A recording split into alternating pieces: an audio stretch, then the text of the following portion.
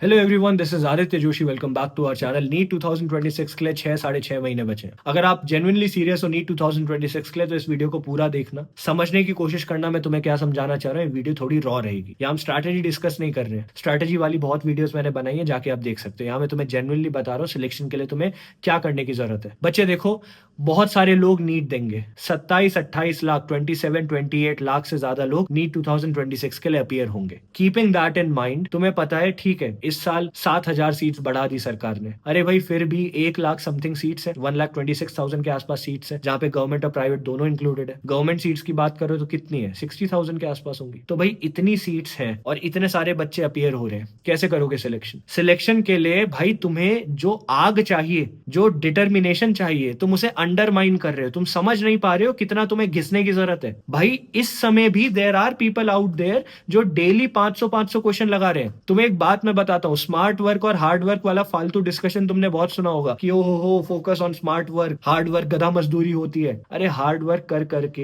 एक बेवकूफ आदमी सिलेक्शन ले रहा है। तुमने देखा नहीं है कि अगर कोई ड्रॉपर ये वीडियो देख रहा है, तुमने देखा नहीं है कि वो लोग जो तुमसे कुछ नहीं थे तुम्हारे सामने, ना इंटेलेक्ट लेवल, ना पर्सनालिटी, ना स्किल्स, ना पढ़ाई, कुछ नहीं थे तुम्हारे सामने, और सिलेक्शन लेके बैठे हैं भाई गवर्नमेंट कॉलेज में। क्यों? क्योंकि उन्होंने गधों की तरह काम किया। भाई कभी कभार ग्लैमर हटा के, क्या बोलूं मैं भाई, everything in life will ask you to push yourself. कभी ना कभी जीवन में एक समय आएगा भाई जब तुम्हें पुश करना ही पड़ेगा, उसके अलावा कोई और ऑप्शन ही नहीं रहेगा। मैं तुम्हें सारी स्ट्रैटेजी बता दूंगा। मैं तुम्हें बता दूंगा एनसीईआरटी से यहां से आता है, यहां से नहीं आता है, पीवाईक्यू ऐसे करने, ऐसे नहीं करने। अरे भाई जब तक तुम काम नहीं करोगे तब तक कैसे चलेगा यार? और मैंने नोटिस किया है, मैं चैलेंजेस चालू करता हूँ 7 डेज के, 15 डेज के, फर्स्ट 1-2 डेज में सबका मोटिवेशन हाई है, बहुत बढ़िया भैया, हम ये करेंगे, हम वो करेंगे, हम सब करेंगे। लास्ट के दिन आते आते 10% से भी कम बच्चे टिके रहते हैं, और वो 10% बच्चों का जब सिलेक्शन हो जाता है, जब उनका स्कोर बढ़ जाता है, तो बाकी क्या कहते हैं? नेगेटिव कमेंट करने लग जाएंगे। अरे भाई नेगेटिविटी फैलाना बहुत ईजी है, गलतियां निकालना बहुत ईजी है। तो मुझे एक बात बताओ, अगर कल को तुम्हारा सिलेक्शन नहीं हुआ, और चलो ठीक है तुमने अपने टीचर को बोल दिया यार इसकी वजह से सिलेक्शन नहीं हुआ, तो क्या भाई उसका क्या जा रहा है? तुम्हारा जीवन है ना यार, तुम्हारा सिलेक्शन नहीं हुआ, तेरे को अच्छा लगेगा यहीं पे पड़े रहना? अच्छा लगेगा ऐसे सड़ते रहना? अच्छा लग रहा है कि जिस समय तुम अभी जिस लाइफ में हो तुम्हें अच्छा लग रहा है? ये बहुत मजा आता है लोगों को देख के, है कि वो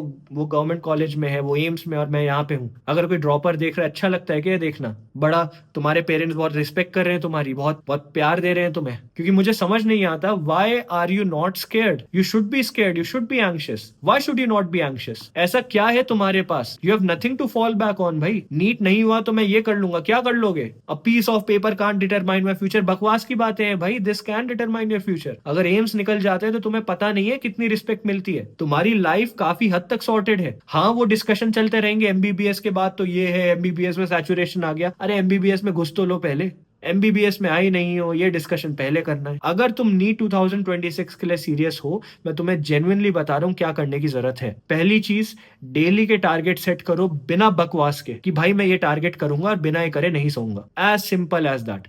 नंबर 1 स्टेप तुम्हारा यही होना चाहिए। फालतू की स्ट्रैटेजी वीडियोस बंद करो, टारगेट डिटरमाइन करो।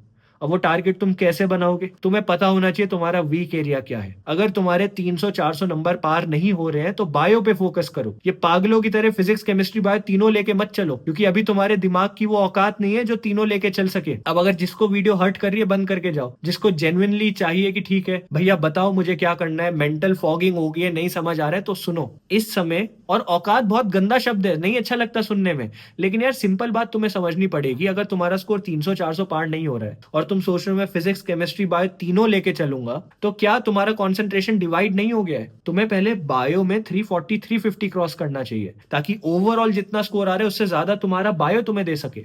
उसके बाद तुम फिजिक्स केमिस्ट्री पे जाओ। पहले सेलेक्टिव चीजें पढ़ो, फिर पूरी चीजें पढ़ना। अगर मैंने तुम्हें बता रखा है कि यहीं से पेपर हर बार आता है, तो पहले वो चीजें करो ना यार। मैंने तुम्हें बताया मेरी लिस्ट ऑफ टॉपिक्स है फिजिक्स केमिस्ट्री की, हर साल क्वेश्चन यहां से आते हैं। क्यों नहीं कर रहे हो? क्या दिक्कत है? उसके लेक्चर तुम्हें दे दिए, उनके हैंडमेड नोट्स तुम्हें दे दिए, पूरी लिस्ट की पीडीएफ बना के दे दी, सब कुछ तुम्हें दे रखा है, करना ही नहीं है। तो इससे ज्यादा तो क्या मैं मतलब टॉपिक पकड़ के तुम्हारे मुंह में घुसाऊं, पढ़ो इसे पढ़ो। और तुम्हें मैंने लिटरली 2023 में बोला था 2024 में यहां से पेपर आएगा, आया। 2024 में बोला 2025 में आएगा, आया। 2025 आ गया, मैं बोल रहा हूँ 26 में आएगा, फिर भी नहीं कर रहे हो। क्यों नहीं कर रहे हो? एनसीईआरटी में मैंने तुम्हें बताया solve example, Intex question, back exercise, ये चीजें करो, पॉइंट्स टू पॉन्डर की टेबल करो, यहाँ से एज इट इज क्वेश्चन आते हैं। अब देखो बहाने मारने के लिए हजारों बहाने हैं। भैया ये चैप्टर मैंने नहीं पढ़ा, मैं सॉल्व एग्जाम्पल कैसे कर पाऊंगा? ये एग्जाम्पल कर पाना तो मुश्किल है, असंभव है, मैं कैसे कर पाऊंगा? अरे यार एक बात बता, अगर मैं तेरे सर पे गोली रखूं, ठीक है, और मैं बोलूं कि यार ये एग्जाम्पल रट, नहीं तो यू आर डेड,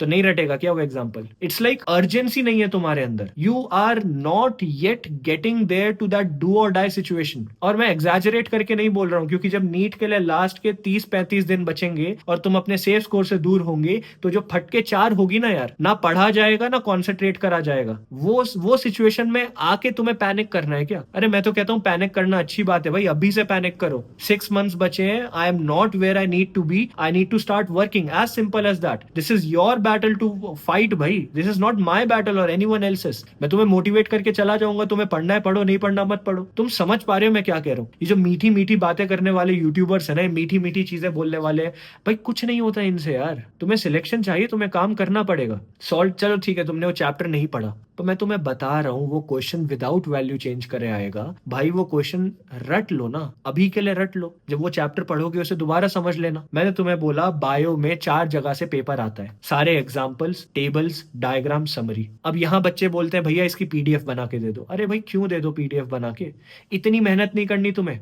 एनसीईआरटी खोल के एक पैराग्राफ में तुम्हें एग्जाम्पल ढूंढने में मौत आ रही है, तुम्हें एक डायग्राम देखने में उसकी लेबलिंग पढ़ने में मौत आ रही है। अरे इतनी तुम कॉस्ट कटिंग यहाँ पे कर रहे हो, तो भगवान सिलेक्शन में नहीं करेगा तुम्हारी? यहाँ तुम्हें मेहनत करनी नहीं है, जब सब मेहनत कर रहे हैं, और लास्ट में तुम्हें रोना भी है कि मेरा सिलेक्शन क्यों नहीं हुआ। There are no shortcuts in life, there are no shortcuts in life. मैं तुम्हें बता रहा हूं because I have been a failure in life. There was a time where I was a failure. कोई नहीं आता तुम्हारी मदद करने, और कोई नहीं आएगा तुम्हारे पास, तो किसी को अच्छे नहीं लगोगे फिर तुम। और मुझे नहीं पता तुम अभी भी वो दोस्ती यारी वाली बकवास में हो कि नहीं हो, खत्म करो उसे, ठीक है? ओ हो पॉलिटिक्स चल रही है, मेरे दोस्त ये मेरे दोस्त वो, कुछ नहीं होता। ये तुम्हारा जीवन है, तुम्हें पढ़ना है पढ़ो। एंड नीट हो जाने के बाद जो तुम्हें फ्रीडम मिलेगी, that freedom will only be usable अगर तुम्हें गवर्नमेंट कॉलेज जा पाओ। अगर तुम सरकारी कॉलेज ना निकाल पाओ, अगले साल दोबारा ड्रॉप लेना पड़े, तुम्हारी मेंटल हेल्थ खराब हो जाएगी, खराब हो जाएगी, खत्म हो जाएगी। मैं तुम्हें क्या कह रहा हूँ, देखो हमारे पर्सनल मेंटोरशिप प्रोग्राम के इंटेक्स चालू हो रहे हैं, ठीक है? 19 अक्टूबर को चालू हो रहे हैं, तुम्हें पता है 6,000 रुपए हैं for the whole year, that is not even 500 rupees per month. सारे रिसोर्सेज मिल रहे हैं, एम्स दिल्ली का एक टॉपर मिलेगा, एम्स के बाकी टॉपर मिलेंगे, 350 से ज्यादा टॉपर्स हैं। गाइडेंस लो उनसे जाके, 1-to-1 गाइडेंस है। तुम्हारी दिक्कतें समझ के तुम्हें बताया जाएगा बच्चे ये फॉलो करना है, सिलेक्शन होगा। 45 डेज के अंदर कितना स्कोर इंप्रूव हुआ मैंने तुम्हें दिखाया था, कैसे बच्चे ऑलमोस्ट 600 नहीं पर ऑलमोस्ट 600 तक पहुंच गए यार। अब तुम सोचो तुम्हारे कॉम्पिटिटर अभी से 600 पे पहुंच गए हैं और तुम लोग 300-400 पे हो, तो दिक्कत तो आएगी ना। ज्वाइन करो पर्सनल मेंटोरशिप प्रोग्राम जितनी जल्दी कर सकते हो। एंड ये मार्केटिंग टैक्टिक नहीं है, अगर मुझे पैसे ही कमाने होते मैं साल भर ओपन रखता, खाली 2 दिन के लिए ओपन रखा है, 48 आवर्स के लिए। 19 अक्टूबर को रात 12 बजे लॉन्च होगा, 48 आवर्स के लिए। कर सकते हो ज्वाइन, करना नहीं कर सकते हो कोई इशू नहीं है। मैं ये नहीं कह रहा इसको ज्वाइन नहीं करोगे तो सिलेक्शन असंभव है, मैं कह रहा हूं इसको ज्वाइन करोगे तो सिलेक्शन काफी इजी फील होगा, ठीक है? एक मेंटालिटी होती है, when you surround yourself with winners you start thinking like one. When you surround yourself with AIMS toppers, you start having things कि यार इन्होंने क्या किया था अपनी प्रिपरेशन में जो मैं नहीं कर रहा हूं। वो एक मेंटालिटी शिफ्ट आता है, और वो मेंटालिटी शिफ्ट सिलेक्शन कराता है।